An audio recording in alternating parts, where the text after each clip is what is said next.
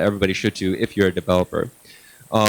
So let's talk about why it's important. So the reason it's important to acknowledge motion sickness, that's personally I believe it's important to acknowledge motion sickness. And when we're running a VR arcade, and when we ran our VR arcades, we never ran a game that we believed anybody could have a chance of doing motion sickness. And if one person hits motion sickness, then it's not good enough for us, right? So then there's a chance. Reason is the person who did get sick, they'll post about it, or we don't want a picture of a kid throwing up after playing our game. That's terrible for business. And once that gets out there, everyone's going to think, oh, going to this place is going to make me throw up. So that's why it's important. And also, there's already a huge idea out there, and although false, that VR will just give me motion sickness. So many parents who came to our VR arcade were like, "Oh, I can't do that because I'll get sick." And then and then you have to, as an owner, you have to educate them and say, "Oh, this is the cause, and this is why that you won't get motion sickness from this particular experience." So let's talk about the causes. So we have two important sensors that we're going to talk about. You have your eyes, and you have your ears. Your ears are your accelerometer and gyroscope that senses all the forces around you. So when I take a step, I feel the force of the acceleration and everything in the rotation. When those two things don't match up, like if you're on a VR roller coaster, or even when you're in a car, when you're on a cruise, when you're in an airplane, when what you see, the motion going flying past you, and what you feel, when you're in the backseat of a car, bumpy car, driving down a mountain, when they don't match up, your brain has been evolved and trained, and as you grow up, has been trained to say, "Oh, that's wrong. And I think I've been poisoned, so throw up the poison." And so that's why you vomit and get nauseous when these two sensors don't match up. So that's the cause. There are several very interesting solutions in VR that you can use to solve this, and and for the developers out there, while still maintaining the gameplay or the balancing or whatever requirements you need for your game. Now, a lot of this information from this talk, some of the solutions I took from VR Eagle Flight's talk at VRDC. So Eagle Flight is a game out there where you're an eagle and you're flying around, and they're made by Ubisoft. And they specifically set out to make a game, almost as a research project, it feels like, to figure out a way for you to translate and move around in VR without getting sick.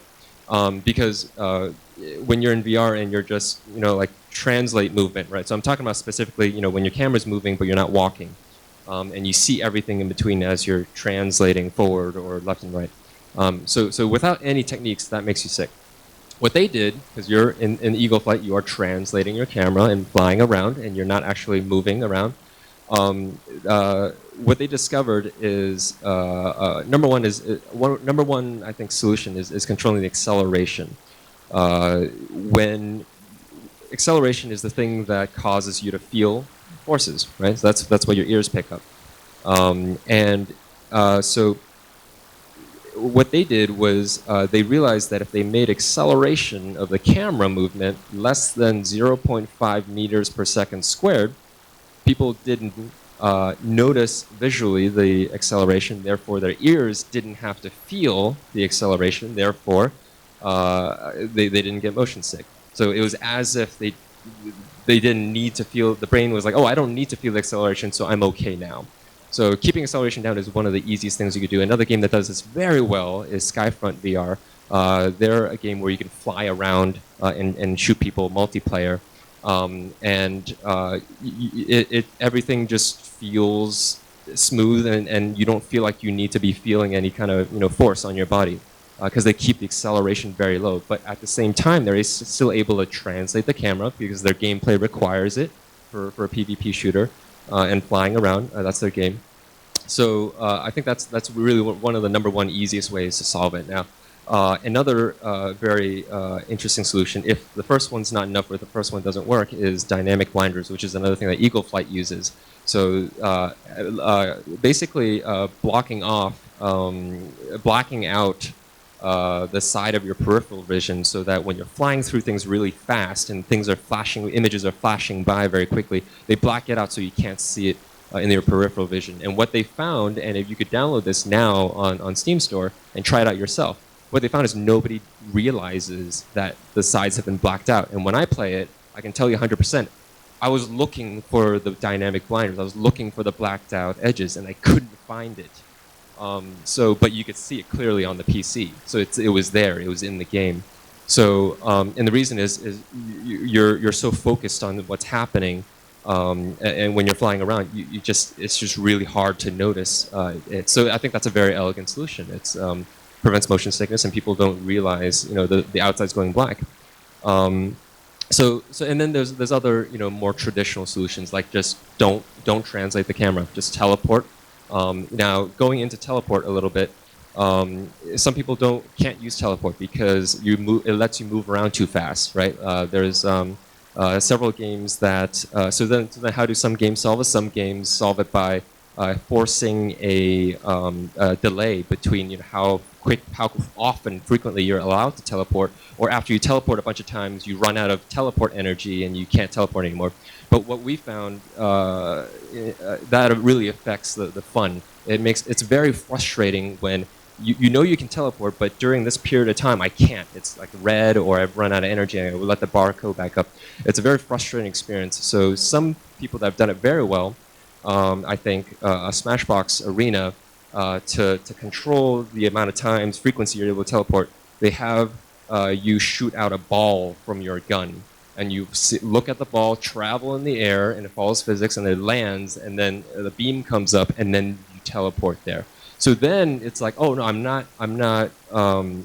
It's not that I can't teleport, but I'm just watching it. It makes sense. It's not frustrating. I'm just watching it go, and in between, the most important part is I'm always in control. So if I'm watching the ball land over them, I go, oh, something different has happened. I'm going to change where I want to go. I can immediately shoot another ball somewhere else. The first ball will disappear, and now I can go teleport somewhere. So at any given time, I have control. It's not that they remove control from me and I can't teleport anymore during this period of time. I always have control.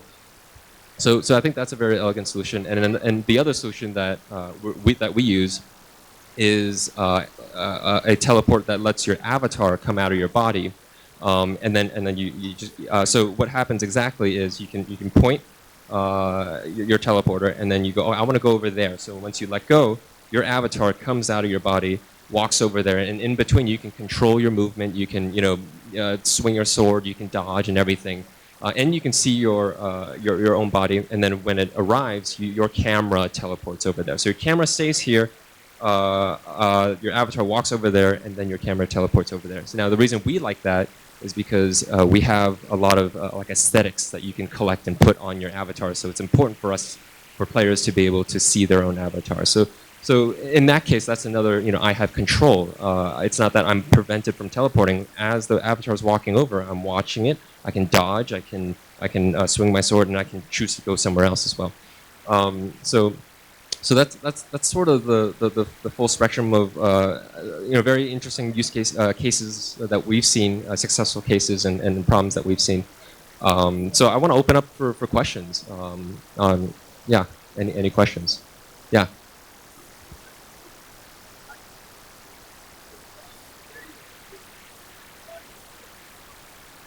Yeah.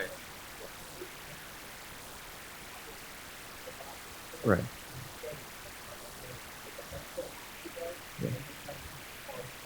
Right. Yeah. So the question was the decoupling of your head and your body, and you think it's supposed to go this way, but you're not going that way. That's another.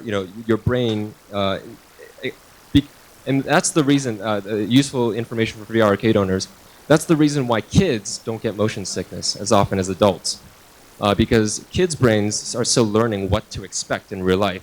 How much acceleration to expect when I take a step forward, what is right, what makes sense, what is right, what is wrong. So when you have the decoupling where, oh, I expected to go this way, but I'm actually not in the game because of, because the controls work differently, that your brain, again, will think that you've been poisoned. Yeah. Yeah. So frame rate is another basic thing that needs to be up. So when it all goes back to what your brain expects. So your brain, you've lived in real life, you know what the frame rate in real life is. So when the frame rate is lower than what you expect, what your brain expects, your brain will think something's wrong. So that's really, yeah. So kind of along the same lines. Now as long as the actual number of frame rate that you need, I don't have the number in my head. There is a number, but I don't know it off the top of my head.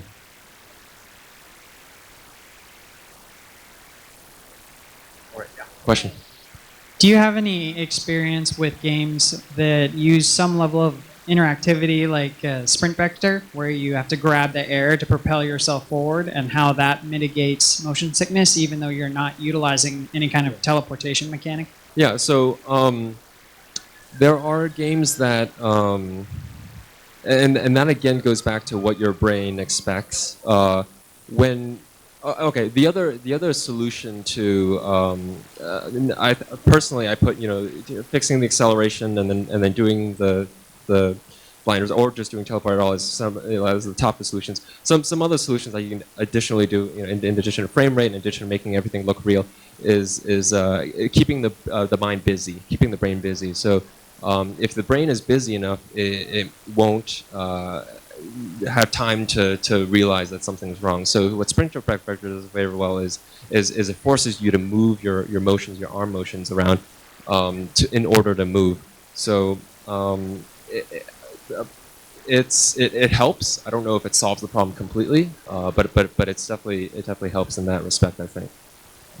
Yeah. I know. I was going to add for Sprint Vector, when I tried it, I get motion sickness. Like at Battle X, I get motion sickness. But Sprint Vector starting out, I did find that I got a little motion sickness. But as you continue with that movement, it actually helps because I think you've trained your brain to kind of accommodate that that motion, I guess, with the viewing. So for the VR Arcade owners and for the developers out there, if you want to, run a game or make a game that doesn't, cause motion sickness at all, if that's what you want, then find someone, find a person who's highly sensitive to motion sickness. Fortunately, I'm extremely sensitive to motion sickness. I get sick in cars, I get sick on cruises, I get sick on planes, I get sick everywhere. So and run it by that person, and if that person gets motion sick, then one of your customers will get motion sick. So that's just how simple it is. Yeah. Cool. Any other questions? Good questions. Yeah.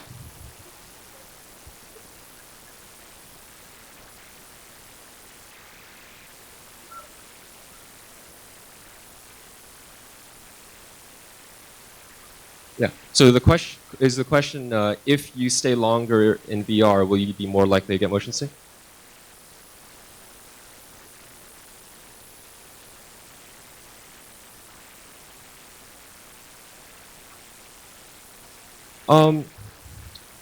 I don't know, but in my experience, no. In my experience, the length of time doesn't change how likely you are to get motion sick.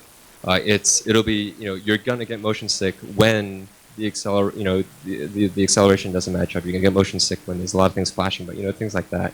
The length, so if one of those things happens in that length of time, that's going to cause the motion sickness. To my the length of time hasn't had an effect on it. And just a side comment about the length of time and the comfort and things like that.